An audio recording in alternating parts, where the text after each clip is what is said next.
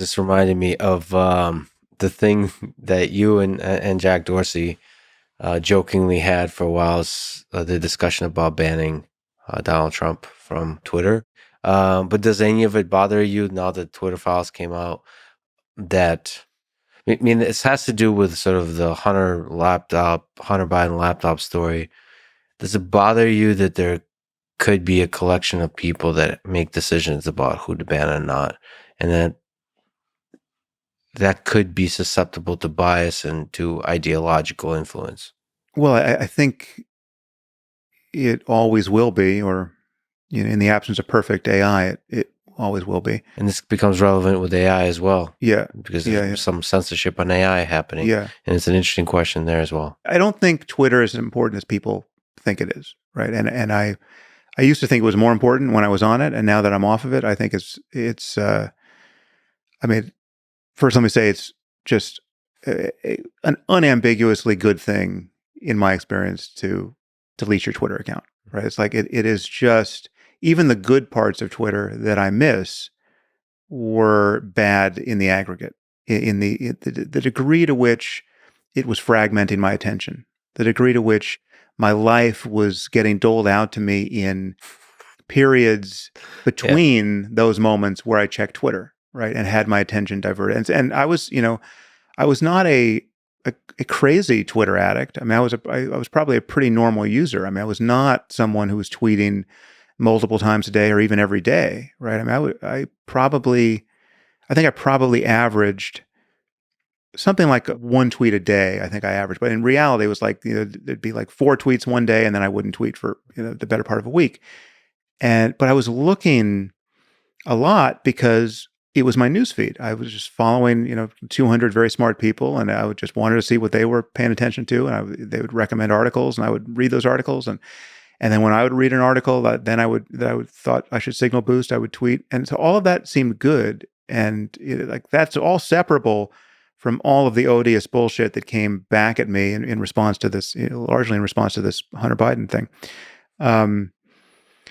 But even the good stuff has a downside, and it comes at just this point of your phone is this perpetual stimulus of, which is intrinsically fragmenting of time and attention. And now my phone is much less of a presence in my life. And it's not that I don't check Slack or check email. I mean, I use it to work, but my sense of just what the world is, and my sense of my place in the world, the sense of where I exist as a person, has changed a lot by deleting my Twitter account. I mean, I had and it's just, and the things that I think, I mean, we all know this phenomenon. I mean, we say of someone, that person's too online, right? Like, what does it mean to be too online? And where do you draw that boundary? How do you know what constitutes being too online? Well, in some sense, I think being on social media at all is to be too online. I mean, given what it does given the kinds of information it signal boosts, and given the impulse it kindles in each of us to reach out to our audience in specific moments and in specific ways, right? It's like there are lots of moments now where I have an opinion about something, but there's nothing for me to do with that opinion, right? Like, there's no Twitter, right? So like there are lots of things that I would have tweeted in the last months that are not the kind of thing I'm going to do a podcast about. I'm not going to roll out 10 minutes on that topic on my podcast. I'm not going to take the time to really think about it. But had I been on Twitter, I would have reacted to this thing in the news, or this thing that somebody did, right? What do you do with that thought now? I just let go of it. Like, chocolate ice cream is the most delicious thing ever. It's usually not that sort of thing, but it's just, but then you look at the kinds of problems people create for themselves. You look at the life deranging and reputation destroying things that people do. And I look at the things that have, the analogous things that have happened to me. I mean, the things that have really bent my life around professionally over the past, decade. So much of it is Twitter. I mean, honestly, in my case, almost 100% of it was Twitter. The controversies I would get into, the things I would think I would have to respond to in a pod, like I would release a podcast on a certain topic, I would see some blowback on Twitter. It would give me the sense that there was some signal that I really had to respond to. Now that I'm off Twitter, I recognize that most of that was just, it was totally specious, right? It was not something I had to respond to. But yet I would then do a cycle of podcasts responding to that thing, that like taking my foot out of my mouth or taking someone else's foot out of my mouth. And it became this self-perpetuating cycle, which, I mean, it's, if you're having fun, great. I mean, if it's generative of useful information and engagement professionally and psychologically, great. But and there, there was some of that on Twitter. I mean, there were people who I've connected with because I just, one of us DM'd the other on Twitter, and it was hard to see how that was going to happen otherwise. But it was largely just a machine for manufacturing unnecessary controversy. Do you think it's possible to avoid the drug of that? So now that you've achieved this Zen state, is it possible for somebody like you to use it in a way that doesn't pull you into the whirlpool? And so anytime there's attacks, that's how I try to use it. Yeah, but it's not the way I wanted to use it. It's not the way it promises itself as a. You wanted to have debate. I wanted to actually communicate with people. Yeah. I wanted to hear from the person, because again, it's like being in Afghanistan, right? It's like there are the potted cases where it's obviously good, right? It's like in Afghanistan, the girl who's getting an education, that is just here. That's why we're here. That's obviously good. I have those moments on Twitter where it's like, okay, I'm hearing from a smart person who's detected an error I made in my podcast or in a book, or they've just got some great idea about something that I should spend time on. And I would never have heard from this person in any other format. And now I'm actually in dialogue with them. And it's fantastic. That's the promise of it, to actually talk to people. And so I kept getting lured back into that. No, the sane or sanity preserving way of using it is just as a marketing channel. You just put your stuff out there and you don't look at what's coming back at you. And that's, I'm on other social media platforms that I don't even touch. I mean, my team posts stuff on Facebook and on Instagram. I never even see what's on there. So you don't think it's possible to see something and not let it affect your mind? No, that's definitely possible. But the question is, and I did that for vast stretches of time, right? But then the promise of the platform is dialogue and feedback, right? So why am if I know for whatever reason, I'm going to see like 99-1 awful feedback, bad faith feedback, malicious feedback. Some of it's probably even bots, and I'm not even aware of who's a person, who's a bot, right? But I'm just going to stare into this funhouse mirror of acrimony and dishonesty that is going to. I mean, the reason why I got off is not because I couldn't recalibrate and find equanimity again with all the nastiness that was coming back at me, and not that I couldn't ignore it for vast stretches of time, but I could see that I kept coming back to it, hoping that it would be something that I could use, a real tool for communication. And I was noticing that it was insidiously changing the way I felt about people, both people I know and people I don't know, right? Like people mutual friends of ours who are behaving in certain ways on Twitter, which just seem insane to me. And then that became a signal I felt like I had to take into account somehow, right? You're seeing people at their worst, both friends and strangers. And I felt that it was, as much as I could sort of try to recalibrate for it, I felt that I was losing touch with what was real information, because people are performing, people are faking, people are not themselves, or you're seeing people at their worst. And so I felt like, all right, what's being advertised to me here on a not just a daily basis, a hourly basis, or in increments sometimes of multiple times an hour. I mean, I probably check Twitter,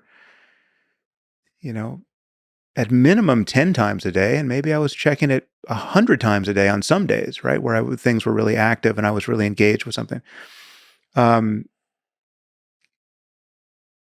What was being delivered into my brain there was subtly false information about how dishonest and um, just generally unethical,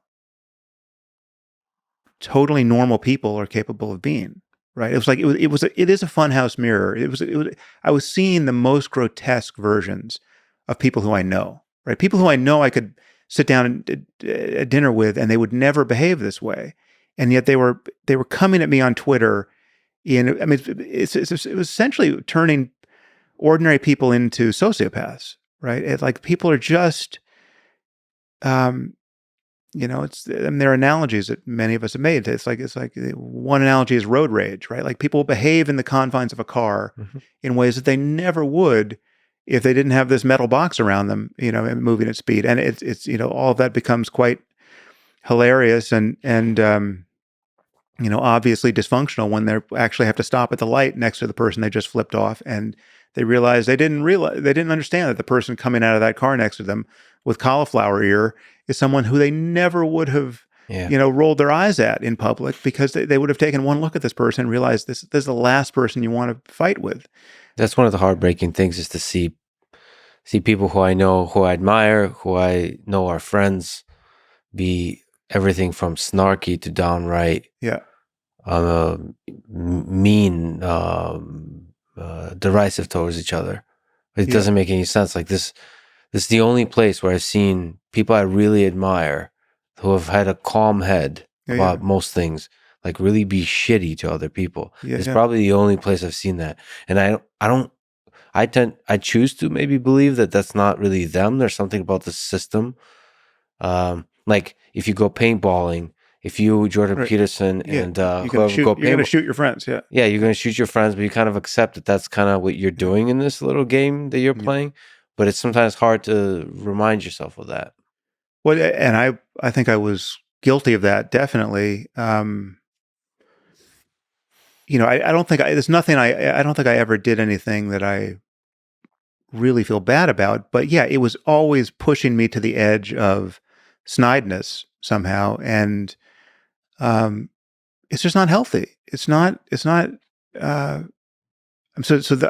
the reason why I deleted my Twitter account in the end was that it was obviously making me a worse person, and is there some way to be on there where it's not making you a worse person? I'm sure there is, but it's, given the nature of the platform and given what was coming back at me on it, the way to do that is just to basically use it as a one-way channel of communication, just marketing. It's like, here's what I'm paying attention to.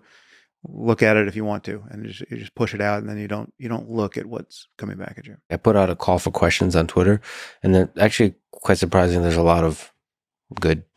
I mean, they're like, even if they're critical, they're like being thoughtful, which is nice. I used it that way too, and that was what kept me hooked. But then there's also Touch Balls 69 wrote a question. No, Ask what I can't imagine. This is part of it. But one way to solve this is, we got to get rid of anonymity for this. It's like, well, let me ask the question. Ask Sam why he sucks was the question. Yeah, that's good. Well, one reason why I sucked was Twitter. That was, and I've since solved that problem. So, I mean, Touchball 69. 69. Yeah. Touchball 69 should be happy that I suck a little bit less now that I'm off Twitter. I mean, I don't have to hear from Touchballs 69 on the regular. The fact that you have to see that, it probably can have a negative effect, just even in moderation, just to see that there is, like, for me, the negative effect is slightly losing faith in the underlying kindness of humanity. Yeah, but that was for me, yeah. You can also just reason your way out of it, saying that this is anonymity and this is kind of fun and this kind of just the shit show of Twitter. It's okay, but it does mentally affect you a little bit. Like, I don't read too much into that kind of comment. It's like, that's just trolling, and it's, I get I understand the fun the person is having on the other side of that. It's like, Do you though? I do. Well, I do. I mean, I don't behave that way, but I do. And for all I know, that person could be, 16 years old, right? So Yeah. it's like, It could be also an alt account for Elon. I don't know. yeah, that's right. Yeah, yeah, yeah. No, I'm pretty sure Elon would just tweet that, under his own name at this point. Oh man, But you love each other. Okay, so do you think so? Speaking of which, now that Elon has taken over Twitter, is there something that he could do to make this platform better? This Twitter and just social media in general, but because of the aggressive nature of his innovation that he's pushing, is there any way to make Twitter a pleasant place for Sam Harris? maybe, Like in the next 5 years? I don't know. I think I'm agnostic as to whether or not he or anyone could make a social media platform that really was healthy. So you were just observing yourself week by week, seeing the effect it has on your mind and on how much you're actually learning and growing as a person, and it was negative. Yeah, and I also seen the negativity in other people's lives. I mean, it's obvious. I mean, he's not going to admit it, but I think it's obviously negative for Elon, right? I mean, it's just not. It's. I mean, that was one of the things that when I was looking into the Funhouse mirror, I was also seeing the Funhouse mirror on his side of Twitter, and it was just even more exaggerated. It's like, well, when I was asking myself, why is he spending his time this way? I then reflected on why was I spending my time this way to a lesser degree, right? And at lesser scale and at lesser risk, frankly, right? And so, and it was just so, it's not just Twitter. I mean, this is in part an internet phenomenon. It's like the whole Hunter Biden mess that you explored. That was based on, I mean, I was on somebody's podcast, but that was based on a clip taken from that podcast, which was highly misleading as to the general shape of my remarks on that podcast. Even, I had to then do my own podcast, untangling all of that and admitting that even in the full context, I was not speaking especially well and didn't say exactly what I thought in a way that would have been recognizable to anyone, even someone with not functioning by a spirit of charity. But the clip was quite distinct from the podcast itself. Mm-hmm. The reality is that we're living in an environment now where people are so lazy and their attention is so fragmented that they only have time for clips. But 99% of people will see a clip and will assume there's no relevant context I need to understand what happened in that clip, right? And obviously, the people who make those clips know that, right? And they're doing it quite maliciously. And in this case, the person who made that clip and subsequent clips of other podcasts was quite maliciously trying to engineer, some reputational immolation for me, and being signal boosted by Elon and other prominent people who can't take the time to watch anything other than a clip, even when it's their friend or someone who's ostensibly their friend in that clip, right? So it's a total failure, an understandable failure of ethics, that everyone is so short on time and they're so fucking lazy that they're just, and we now have these contexts in which we react so quickly to things, right? Like Twitter is inviting an instantaneous reaction to this clip, that it's just too tempting to just say something and not know what you're even commenting on. And most of the people who saw that clip don't understand what I actually think about any of these issues. And the irony is, people are going to find clips from this conversation that are just as misleading, mm-hmm. and they're going to export those, and then people are going to be dunking on those clips. And we're all living and dying by clips now, and it's dysfunctional. See, I think it's possible to create a platform. I think we will keep living on clips. But, when I saw that clip of you talking about children and so on, just knowing that you have a sense of humor, you just went to a dark place in terms of humor. Right. So, I didn't even bother. And then I knew that the way clips work is that people will use it for virality's sake. But the giving a person benefit of the doubt, that's not even the right term. It's not like it was really like interpreting it in the I mean, context the of truth knowing your is, past. the truth is, you statement. even need, like, I even give Trump the benefit of the doubt when I see a clip of Trump. I mean, so because there are famous clips of Trump that are very misleading as to what he was saying in context. And I've been honest about that. Like the whole, there were good people on both sides scandal around his remarks after Charlottesville. The clip that got exported and got promoted by everyone, left of center, from Biden on down, the New York Times, CNN, there's nobody that I'm aware of who has honestly, apologized for what they did with that clip. That clip, he did not say what he seemed to be saying in that clip about the Nazis at Charlottesville, right? And have always been very clear about that. So it's just, I even people who I think should be marginalized and people um, who should be defenestrated because they really are terrible people who are doing dangerous things and for bad reasons. I think we should be honest about what they actually meant in context, right? And this goes to anyone else we might talk about, who's more where the case is much more confusing. But yeah, so everyone's it's just so and then I'm sure we're going to get to AI, but the prospect of being able to manufacture clips with AI and deep fakes, and that where it's going to be hard for most people most of the time to even figure out that whether they're in the presence of something real. Forget about being divorced from context. There was no context. I mean, that's a misinformation apocalypse that we're right on the cusp of, and it's terrifying.